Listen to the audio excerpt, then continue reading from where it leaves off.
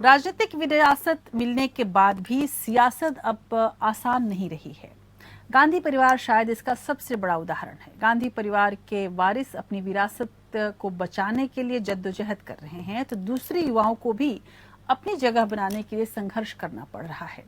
लेकिन नई और बुजुर्ग पीढ़ी के इस सत्ता संघर्ष से युवा पीढ़ी के अवसर और अधिक तैयार हो रहे हैं, इसमें कोई शक नहीं।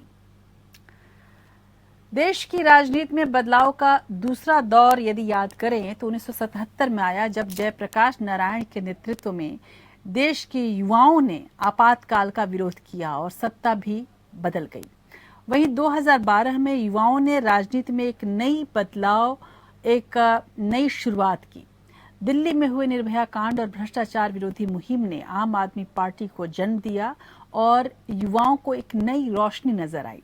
यूपीए सरकार के खिलाफ इन आंदोलनों ने अरविंद केजरीवाल और मनीष सिसोदिया जैसे नेता पैदा किए, जो अब तक मध्यम वर्ग के लोग थे।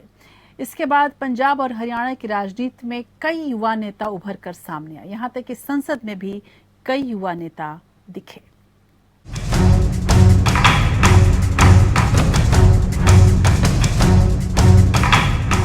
यूपीए सरकार पर दूसरे कार्यकाल में भ्रष्टाचार के बहुत से आरोप चस्पा हो गए। 2G घोटाला, कोयला घोटाला, कॉमनवेल्थ घोटाला, रेलवे और कई घोटालों को लेकर पढ़ा लिखा युवा वर्ग भरा हुआ बैठा था। इसी जन आक्रोश से 2011 में IAC यानी इंडिया अगेंस्ट करप्शन अभियान शुरू हुआ और जन लोकपाल लागू करने की मांग की। मशहूर गांधीवादी अन्ना हजारे इस आंदोलन का चेहरा बन गए। एक बार फिर देश ने गांधीवादी चेहरे पर भरोसा किया और इनके पीछे देश के बुद्धिजीवियों और युवाओं की फौज खड़ी हो गई। सामाजिक संगठन चला रहे अरविंद केजरीवाल, मनीष सिसोदिया के साथ बुद्धिजीवी वर्ग से योगेंद्र यादव, प्रोफेसर आनंद कुमार, मेधा पाटकर, किरण बेदी, मयंक गांधी और गोपाल राय जैसे लोग जुड़े।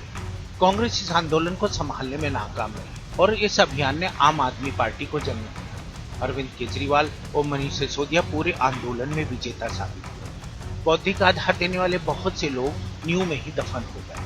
अब अरविंद केजरीवाल और मनीष सिसोदिया नई किस्म की सियासत के लिए पहचाने जाते हैं।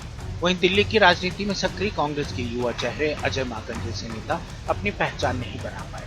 बीजेपी में भी दिल्ली की राजनीति से कोई बड़ा चेहरा उभर कर नहीं आया।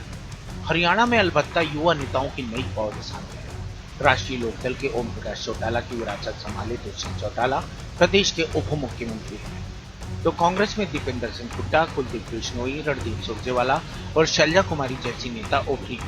प्रदेश में बहुत से मतभेदों के बीच भी कांग्रेस को अपनी बारी का इंतजार है। लेकिन पंजाब में पैराशूट से उतरे नवजोत सिद्धू बहुत इंतजार करने के मूड में नहीं है। मुख्यमंत्री की कुर्सी पर बैठने की जल्दी में सिद्धू गांधी परिवार की नई पीढ़ी और पुरानी कांग्रेसियों के बीच छिड़ी जंग में सियासी भुट्टे सेंकने की कोशिश कर रहे हैं।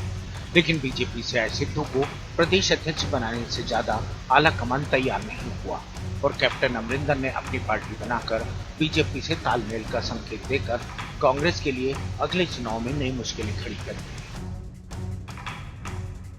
अंशुमान त्रिपाठी, APN।